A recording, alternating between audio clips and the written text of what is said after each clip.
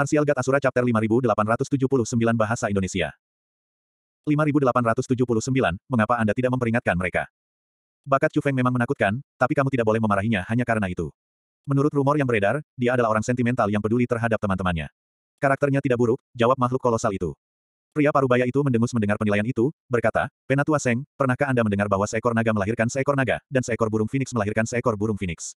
Seberapa baikkah anak tikus? Bakat. Mengingat budidaya Chu Xuanyuan, putranya tidak mungkin mengerikan, tetapi orang itu benar-benar tercela. Saya ragu putranya bisa menjadi lebih baik. Makhluk kolosal itu menggelengkan kepalanya. Ia tidak ingin bertengkar dengan pria parubaya mengenai masalah ini, jadi dia bertanya, siapa yang ingin kamu kirim ke sana dulu? Penatua Seng, apakah Anda punya saran? Pria parubaya itu bertanya. Saya menyarankan untuk mengirim 2 orang sekaligus, jawab Penatua Seng. Apakah kamu tidak terlalu memikirkan putra Chu Xuanyuan? Generasi klan 3 orang suci mengerikan kita saat ini dijuluki sebagai generasi terkuat yang pernah ada, kata pria parubaya itu. Memang ada banyak junior yang kuat di generasi muda dari klan 3 orang suci yang mengerikan, tapi gelar Chu Feng sebagai yang terkuat dari Zenit 9 surga bukan hanya untuk pertunjukan. Bahkan junior dari klan surgawi Huangfu ada di sana. Makhluk kolosal itu menjawab. Klan surgawi Huangfu bahkan bukan kekuatan tingkat atas saat itu. Bagaimana mereka bisa menandingi klan 3 orang suci mengerikan kita? Pria parubaya itu mencibir. Siapa yang akan kamu kirim lebih dulu? Yang kolosal ditanyakan. Apakah bocah itu seorang spiritualis dunia yang terampil? Bakatnya sebagai seorang spiritualis dunia tidak mengenal batas. Dia memiliki garis darah penguasa yang legendaris, jawab makhluk kolosal itu dengan suara penuh rasa hormat. Namun, pria parubaya itu tidak mempedulikannya. Kami akan mengirim Feng Liu terlebih dahulu. Kami akan mengalahkan bocah nakal itu di bidang terkuatnya dan menghancurkannya. Kami akan memberitahu dia bahwa ada gunung yang lebih tinggi di luar sana. Dia melambaikan lengan bajunya, dan seekor burung bercahaya terbang ke dalam kabut. Ada sebuah kota di tengah kabut. Di luar kota berdiri 2 orang pria. Keduanya memiliki tinggi sekitar 3 meter dengan tubuh ramping namun kokoh. Ada sisik-sisik yang menempel di dada, bahu, lengan, dan paha mereka, tampak hampir seperti baju besi yang megah dan megah dari jauh. Mereka hanya mengenakan kain di pinggang untuk menutupi bagian pribadinya. Kedua pria ini terlihat berbeda satu sama lain, tidak hanya dari segi fitur wajah tetapi juga rambut. Yang satu berambut putih dari ujung kepala sampai ujung kaki, sedangkan yang lain berkulit hitam. Feng Liu, apakah kepala klan mengirim kita ke sini untuk berdebat? Apakah dia akhirnya memutuskan untuk membiarkan kita menentukan siapa yang lebih unggul? Pria berambut hitam itu dengan bersemangat menggosok kedua tangannya. Itu tidak mungkin. Lord Clan Chief tidak akan melanggar aturan klan kami. Apakah kamu tidak melihat gerbang ini?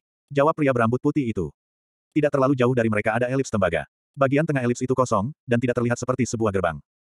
Kenapa dia tiba-tiba mengirim kita ke sini untuk berlatih? Tidak ada peringatan apapun. Ini terlalu mendadak, kata pria berambut hitam itu. Siapa peduli? Itu hanya pelatihan. Ini pasti demi kebaikan kita, jawab pria berambut putih itu. Kuharap kali ini akan sedikit lebih sulit, kalau tidak, semuanya akan sia-sia, jawab pria berambut hitam. Semakin rumit pelatihannya, semakin menuntut keterampilan pemahaman seseorang. Kamu akan dihancurkan olehku. Jangan khawatir, aku tidak akan kalah darimu. Anda tidak boleh lupa bahwa klan 3 orang suci mengerikan kami mendominasi dunia budidaya dengan budidaya bela diri kami. Kamu mengatakan itu karena kamu sama sekali tidak mengetahui kehebatan teknik spiritualis dunia. Aku hanya menahan diri mengingat kedekatan kita, jangan sampai kamu terlalu kecewa, gerutu pria berambut putih itu. Feng Liu, kenapa kamu bersikap begitu sombong? Jika kamu punya nyali, kenapa kamu tidak menerima tantanganku? Pria berambut hitam itu meraung dengan gagah. Kultivasinya telah mencapai peringkat 6 tingkat setengah dewa. Anda, lupakan. Aku tidak ingin membuatmu kesal. Jangan pernah bertengkar agar setidaknya kita tetap setara. Kamu mungkin akan kehilangan hati jika kita bertengkar. Itu mungkin merusak masa depanmu, jawab pria berambut putih itu. Saya tidak percaya. Pria berambut hitam itu mencibir. Dia melancarkan pukulan yang sangat cepat ke arah pria berambut putih itu. Tapi saat hendak mencapai pria berambut putih itu, tiba-tiba terjadi ledakan yang meninggalkan retakan yang tak terhitung jumlahnya di tanah. Pria berambut putih itu memblokir serangan itu dengan penghalang. Pria berambut putih itu menggelengkan kepalanya. Belum terlambat untuk berhenti sekarang. Aku tidak ingin menghancurkanmu. Berhentilah bertindak. Aku belum berusaha sekuat tenaga. Pria berambut hitam itu mengeluarkan auranya, dan sisik di tubuhnya mulai bersinar. Bahkan energi alami di sekitarnya pun terpengaruh oleh auranya. Tubuh kecilnya memancarkan aura menakutkan dari Raja Binatang Mengerikan. Bahkan budidayanya telah meningkat dari peringkat 6 tingkat setengah dewa ke peringkat 8 tingkat setengah dewa. Jip jip jip jip. Seekor burung bercahaya tiba-tiba terbang ke arah mereka sebelum tiba-tiba meledak. Sepasang mata muncul dari nyala api ledakan, dan mereka menatap tajam ke arah mereka berdua. Apa yang sedang kamu lakukan? Apakah kamu tidak tahu bahwa klan kami melarang pertikaian internal? Sebuah suara agung yang diwarnai dengan ketidaksenangan menggelegar. Itu adalah suara pria parubaya. Baik pria berambut putih maupun pria berambut hitam buru-buru membungkuk dalam-dalam ke arah mata. Menghormati ketua klan Lord. Pria berambut hitam itu menarik kembali energinya dan dengan riang menjawab, Tuan ketua klan, kami tidak bertengkar di antara kami sendiri. Kami hanya main-main. Main-main. Hemat energi Anda. Pelatihan ini tidak akan sederhana. Ada sesuatu yang baik menunggumu di dalam, jawab pria parubaya itu. Sesuatu yang bagus. Apa itu? Baik pria berambut hitam maupun pria berambut putih bertanya penuh harap. Kamu akan tahu begitu kamu masuk, tapi ada beberapa nasihat. Para penggarap zaman sekarang menjadi sombong. Mereka tahu tentang keberadaan klan era kuno seperti kita, tapi mereka menolak untuk menunjukkan rasa hormat kepada kita.